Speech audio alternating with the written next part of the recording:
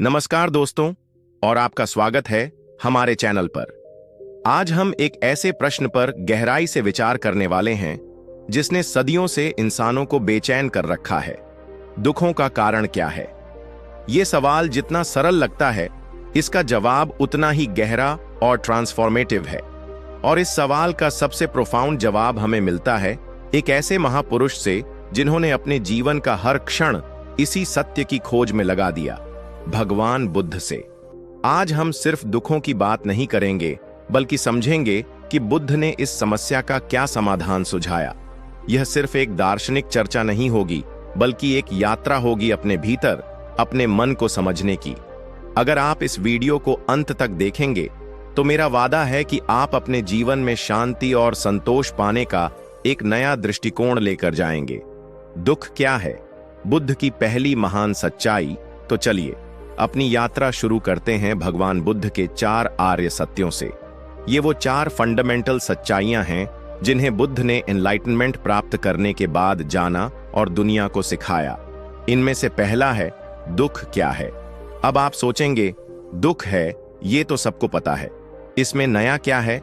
हम सभी ने जीवन में दुख का अनुभव किया है, लेकिन बुद्ध का दुख का अर्थ केवल रोना धोना या शारीरिक पीड़ा नहीं था। यह इससे कहीं ज्यादा व्यापक है। बुद्ध ने समझाया कि दुख सिर्फ शारीरिक दर्द या मानसिक पीड़ा नहीं है, यह जीवन की इनहेरेंट अनसैटिस्फैक्टरीनेस है। यह वो असंतोष है जो हम अक्सर महसूस करते हैं, भले ही हमारे पास सब कुछ क्यों ना हो। शारीरिक दुख जैसे बीमारी, बुढ़ापा, चोट लगना, मृत्यु, ये तो प्रत्यक्ष दुख हैं। मानसिक दुख, चिंता, डर, उदासी, निराशा, अकेलापन, ये भी स्पष्ट है। लेकिन बुद्ध ने कहा, दुख की एक और सटल परत है। अप्रिय से मिलना दुख है, प्रिय से बिछड़ना दुख है, जो हम चाहते हैं वह न मिलना दुख है, और संक्षेप में 5 उपादान स्कंध ही दुख हैं।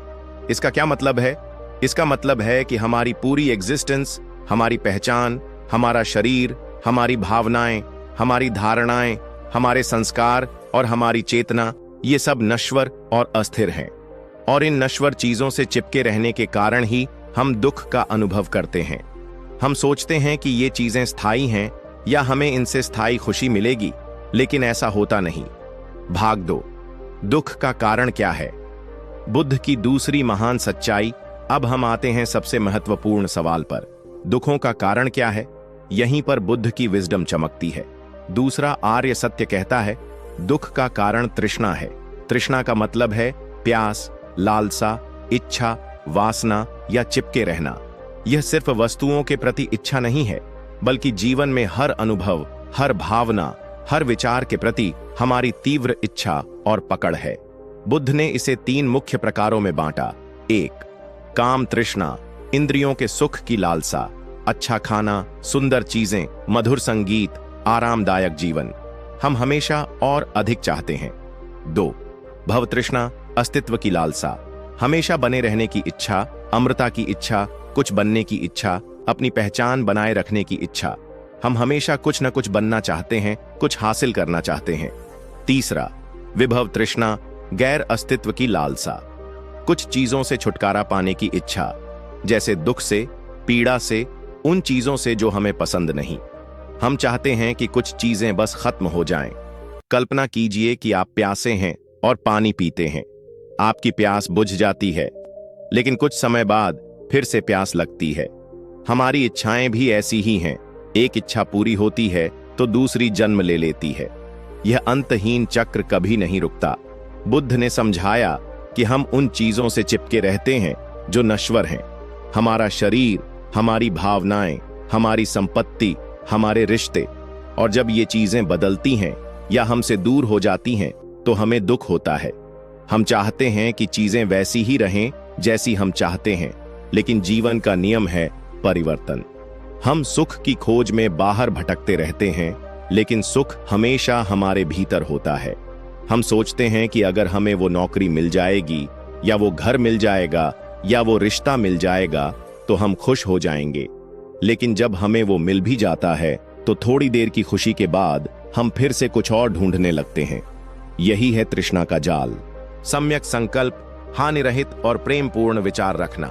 नकारात्मक विचारों से दूर रहना और करुणा, अहिंसा और त्याग के विचारों को विकसित करना। सम्यक वचन, सच बोलना, कड़वे वचन न बोलना, चुगली न करना, व्यर्थ की बातें न करना, ऐसी बातें बोलना जो दयालु, उपयोगी और शांतिपूर्ण हो। सम्यक कर्म, चोरी न करना, हिंसा न करना, कामुकता में लिप्त न होना, दूसरों को नुकसान न पहुंचाना और सभी जीवित प्राणियों के प्रति दयालु होना। सम्यक आजीविका, ऐसा काम करना जिससे किसी को नुकसान न पहुंचे। ईमानदारी से अपनी आजीविका कमाना, न कि ऐसा काम करना जो दूसरों के लिए हानिकारक हो। सम्यक व्यायाम, बुरे विचारों को रोकना और अच्छे विचारों को विकसित करना। अपने मन को शुद्ध करने के लिए लगातार प्रयास करना। सम्यक स्मृति, वर्तमान क्षण में जागरूक रहना। अपने शरीर, भावनाओं, विचारों और आसपास की चीजों के प्रति पूरी तरह सचेत रहना। यह ध्यान का एक महत्वपूर्ण हिस्सा है। सम्यक समाधि, एकाग्रता विकसित करना। ध्यान के माध्यम से मन को एकाग्र करना ताकि उसे ज्ञान और शांति की गहरी अवस्थाओं में ले जाया जा सके। यह अष्टांगिक मार्ग कोई सीढ़ी नहीं है जिसके एक कदम को पूरा करके आप अगले पर जाएं। यह एक होलिस्टिक पाथ है जहां सभी 8 पहलू एक साथ विकसित होते हैं। जैसे सही समझ के बिना आप सही संकल्प नहीं कर सकते और सही संकल्प के बिना आप सही क्रियाएं नहीं कर सकते। यह मार्ग हमें मध्यम मार्ग सिखाता है, न तो अत्यधिक भोग विलास में लिप्त होना और न ही अत्यधिक तपस्या करना। यह एक संतुलन का मार्ग है जो हमें शांति और अंततः मुक्ति की ओर ले जाता है। आज के जीवन में बुद्ध के उत्तर की प्रासंगिकता। अब आप सोचेंगे, ये बातें तो हजारों साल पहले कही गई थीं।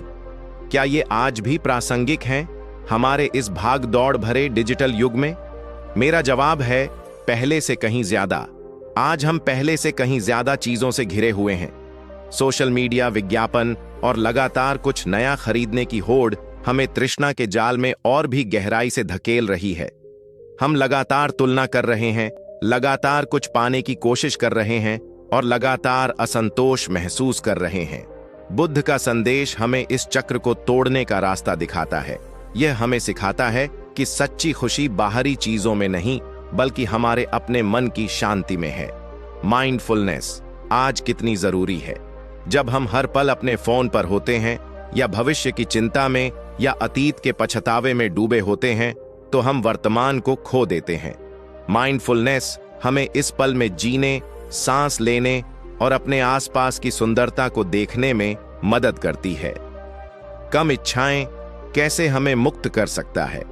क्या हमें सचमुच उतनी चीजों की जरूरत है जितनी हम चाहते हैं? जब हम अपनी जरूरतों को कम करते हैं और अपनी इच्छाओं पर नियंत्रण पाते हैं तो हम एक नई तरह की स्वतंत्रता महसूस करते हैं। करुणा और सही आजीविका आज भी उतनी ही महत्वपूर्ण है। जब हम दूसरों के प्रति दयालु होते हैं और ऐसा काम करते हैं जो समाज के लिए हानिकारक नहीं है तो हम न केवल दूसरों के लिए बल्कि अपने लिए भी शांति पैदा करते हैं। बुद्ध का उत्तर केवल एक धार्मिक सिद्धांत नहीं है बल्कि जीवन जीने का एक व्यावहारिक दर्शन है। यह हमें सिखाता है कि दुख जीवन का एक अनिवार्य हिस्सा है, लेकिन हम दुख के प्रति अपनी प्रतिक्रिया को बदल सकते हैं।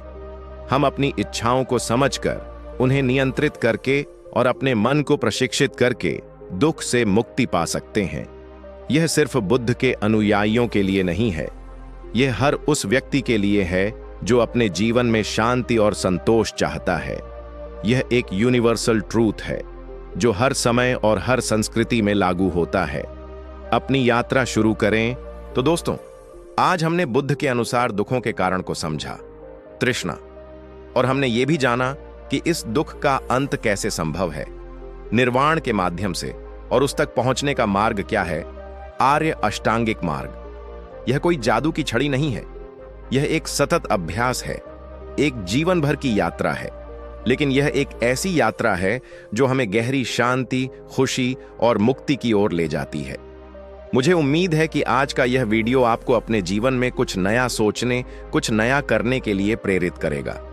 अपने भीतर देखें, अपनी इच्छाओं को समझें और देखें कि आप कहां बदलाव ला सकते हैं।